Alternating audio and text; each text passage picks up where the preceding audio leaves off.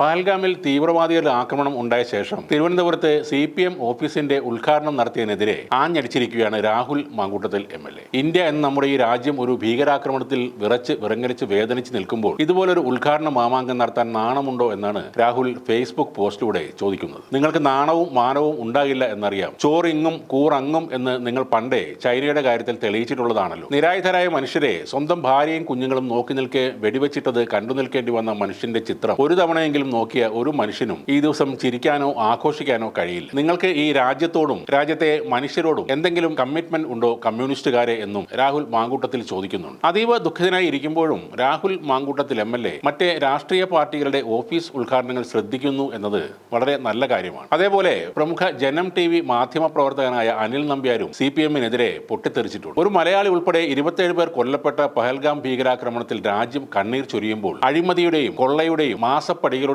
ശതകോടികളിൽ കെട്ടിപ്പൊക്കിയ AKG സെന്ററിന്റെ പുതിയ മന്ദിരോദ്ഘാടനത്തിൽ ആനന്ദ പുളകിത ഗാത്രരായ നെറുകേടിന്റെ ആൾരൂപങ്ങൾ അഭിനവ സഖാക്കളുടെ തനിക്കൊണം കണ്ടല്ലോ. മനുഷ്യനാവണം എന്ന് പാടിയാൽ മാത്രം പോരാ, മനുഷ്യന്റെ വേദന അടുത്തറിയാനുള്ള മനസ്സ് വേണം. ഇതാണ് അനിൽ നമ്പ്യാരുടെ തീപിടിപ്പിക്കുന്ന ഒരു പ്രതികരണം. ഇതെല്ലാം നോക്കി കാണുമ്പോൾ ശ്രീ അനിൽ നമ്പ്യാരും രാഹുൽ മാങ്കൂട്ടത്തിലും കേരളത്തിലെ BJP-യുടെ അധ്യക്ഷൻ എവിടെയായിരുന്നു എന്ന് അന്വേഷിച്ചിട്ടുണ്ടോ? ശ്രീമാൻ രാജീവ് ചന്ദ്രശേഖർ ഈ സമയത്ത് ആലപ്പുഴ സൗത്ത് ജില്ലാ കാര്യാലയം ഉദ്ഘാടനം ചെയ്യുകയായിരുന്നു. BJP സംസ്ഥാന അധ്യക്ഷന്റെ ഒപ്പം ജില്ലാ അധ്യക്ഷൻ സന്ദീപ് വചസ്പതി, മറ്റു മുതിർന്ന BJP നേതാക്കൾ എന്നിവരും ഉണ്ടായിരുന്നു. അപ്പോൾ ഇവർക്കൊന്നും പഹൽഗാമിലെ ആക്രമണത്തിൽ ദുഃഖം ഇല്ലെന്നാണോ നമ്പ്യാരും രാഹുലും മനസ്സിലാക്കേണ്ടത്? അത് മാത്രമല്ല, BJP സംസ്ഥാന അധ്യക്ഷൻ ശ്രീ രാജീവ് ചന്ദ്രശേഖരന്റെ നേതൃത്വത്തിൽ നടക്കുന്ന വികസിത കേരളം കൺവെൻഷൻ തൃശൂർ നോർത്ത് ജില്ലയിൽ സംഘടിപ്പിച്ചു. കൂടാതെ ശ്രീമാൻ ചന്ദ്രശേഖരെ BJP ഗുരുവായൂർ മണ്ഡലം കമ്മിറ്റിയുടെ നേതൃത്വത്തിൽ ആദരിക്കുകയും ചെയ്തു. തൊട്ടതെല്ലാം പൊന്നാക്കുന്ന ചില ആളുകളുണ്ട് എന്ന് പറയുന്നത് പോലെ തൊട്ടതെല്ലാം കുളമാക്കുന്ന ചില ആളുകളുമുണ്ട്. അത്തരക്കാരിൽ മുന്നിൽ നിർത്താൻ പറ്റിയ ആളാണ് നമ്മുടെ അനിൽ നമ്പ്യാർ സാർ. ആ പോസ്റ്റുകളിൽ പോയി നോക്കിയാൽ അറിയാം നാട്ടുകാർക്ക്